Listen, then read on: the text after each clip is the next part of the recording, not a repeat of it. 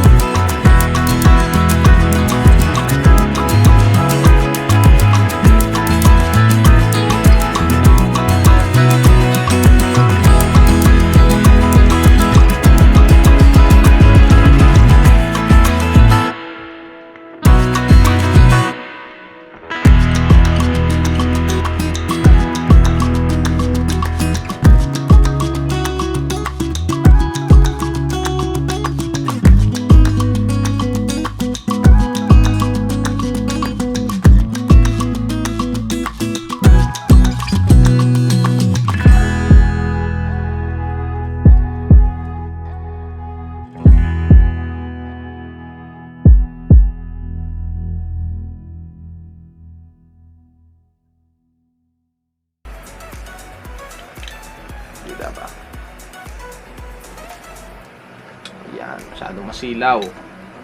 So ito yung ating RCB. Sana nga ay pumasya dun sa harap kasi naka-bushi disc ako eh. Hindi ko pa nasusukat kung kakasya ito, baka sumabit na dun sa mugs natin. Pero may kasama na rin siyang bracket. Sana lang kumasya din yung ibang bolts na hang. Kung hindi, eh gagamitin natin tong stock. So ito yung itsura niyang S2. Ang kasama niya sa box, syempre yung manual. Manual ba to? Oh yes, ito yung instruction manual. Kasama sa box niya. Ano pa ba? At syempre mga stickers, hindi mawawala yan. RCB stickers. Tapos, itong ano bang tawag dito? Yung banjo ba to? Basta parang yung ganon, yung dito sa iniipit sa hose sama, pero kung kasya naman yung ating hang na ganito, yun yung kakabit natin. So manual at saka ito. So ito yung ating S2.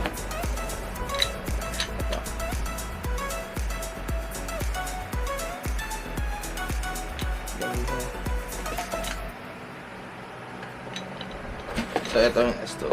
Ito pang front natin. Ito na naman yung pang rear natin na caliper. Yung S3. Yan.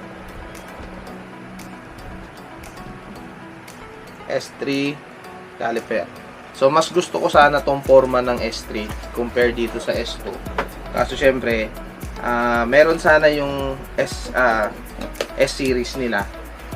Parang S3 din. Pero, mas maliit lang ng kaunti. Sa supplier ko, yan yung meron sila. So, yan na lang yung binili ko kaysa umanap pa ako ibang seller.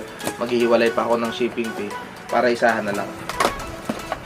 So, ito yung ating S3. Yan. Laki. So, ito. Yan. Ito yung ating S3. Dalawa yung one. Ito ang ganda sa rear. Oh.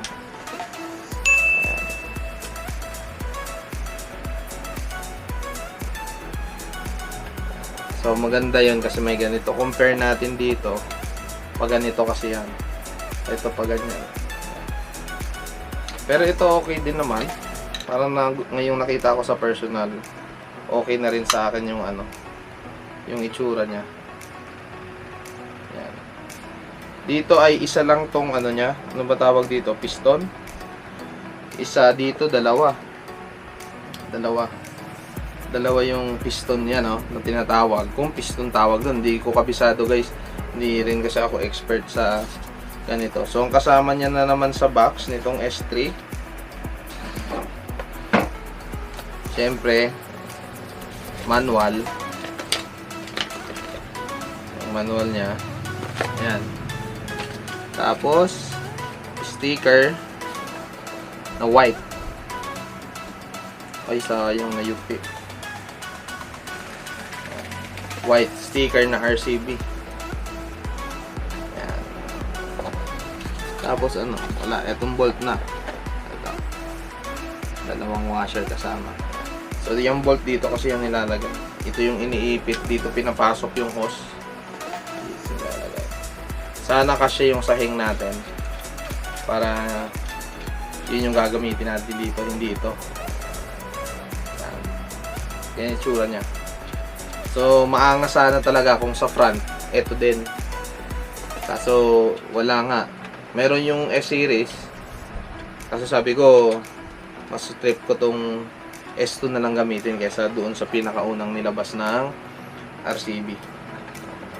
So, ang pinagkaiba kasi nito, nilang dalawa, paano ba? Sabi kasi to ano to eh.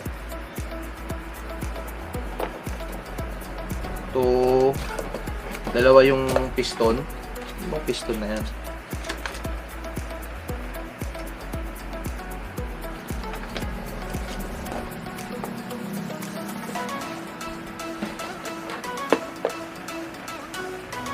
Basta yun. Yun na yun. What? Basta magkaiba sila. Siyempre, S2 to. Ang unang nilabas yung S-Series. Tapos naggawa sila ng S2. After 1 year, gumawa ng S3. So, pinaka-latest tong S3. So, pang NMAX version to. Hindi ko alam kung kasya rin to sa ibang, kung sa Aerox ito rin. Pero kasi nakalagay sa bracket, NMAX mismo eh. Ayan o, NMAX mismo nakalagay sa bracket. Dito, NMAX din ba? NMAX din dito. So, feeling ko pang NMAX lang talaga to. Kasi sa Sniper, sa ano, siguro magbabago yung bracket. So ayan, ikakabit natin to pagka nabakante ulit yung mekaniko. Sana nga hindi natin maikabit ng gabi kasi lagi na lang gabi yung ating vlog. Eh syempre yung camera natin, hindi naman tayo yung maganda yung camera na maganda sa gabi. Yung ilaw natin maliit lang. Pero syempre sana maganda sa umaga para mas makita ninyo kung paano i-install, no? Ito yung front. Ito yung rear. Ayan. Angas. Angas. Yan. So itong front, pero 'di ba, syempre mas maganda 'to. Kasi dalawa yung ano niya eh. Piston nga tawag ata doon, dalawa. So, kung piston. Basta ito single. Kasi single lang dito. Dito dalawa. Yan. So ito yung atin pula yung pinili kong kulay para may maiba dun sa caliper. Kasi kung ginawa kong blue to, kulay blue din. Yung ating mags, medyo blue. Kasi chameleon yon. So, medyo hindi siya mapapansin. Tsaka, isa pa, walang ibang available na kulay, pula lang. Buti nga may pula. Kasi kung silver, malamang hindi tayo bibili muna ng caliper. Pero merong pula, gusto ko nang palitan. Hindi na ako nagantay ng bagong dating nila na S3. Binili ko na lang yung S2 nila na caliper. So, ayan yung ating unboxing para sa ating ikakabit na brake caliper. Meron na siyang brake pad kasama na, no? Tapos may kumpleto na siyang bolts, may bracket, so wala ka na kayong worry. So guys, antayin natin na yung mekaniko na dumating or kung kailan siya mag-schedule para i-install natin to. So abangan nyo kami sa pag-i-install na. So ayun mga kachapaps, dumating na yung ating malupit na mekaniko. So ikakabit niya na yung ating mga caliper. So tingnan natin. Yan. So ito yung pang front natin, S2. RCB S2 kasi wala nang available na S3. Ayun yung S3. Nakakabit na agad. Pwede ang budget. Bilis, 'di ba? Yan, bagay din sa kulay. Maganda din ang brand ng RS. Dito lang ako nagwo-worry, sana hindi tumama sa mags. Bakit may isa na tumatama? Hindi naman. Sana nga hindi tumama kasi may matama kag muyatan eh. So ayan, so magiging ano na yan. Tapos dumating na rin yung stand namin, kakabit na rin siguro yun mamaya. Pero syempre hiwalay namin ng ano yun, ng vlog para maraming content. Manghirap mag-isip ng content eh. So ayan. So babalikan na lang namin pag nakabit na lahat para hindi masyadong mahaba yung video natin. So ayun, nakabit na. Ang ganda tingnan. Ayan o. Ayan. Wait lang, punasan natin tong camera. Ayan. So ito na. So kailangan basain, no? Kasi alam naman halos lahat na kailangan basain natin yung pag natamaan ng brake fluid. Kasi pag nababad yan, eh minsan nantutuklap ng ano, ng anong tawag yan? Ng tutuklap ng pintura. So ito yung rear natin, S3 na brake caliper ng RCB, dual piston to. Yun dito. Ngayon walang available na S3 para sa front. Binili natin yung S2. Pero maganda pa rin yung kinalabasan. Simple lang, hindi sobrang laki. Ayan. So walang bangga, ang layo pa ng space. So dati kasi parang may bangga siyang nangyayari. So ngayon halos wala siyang bangga. So ayan yung ating rear caliper. Thank you for watching.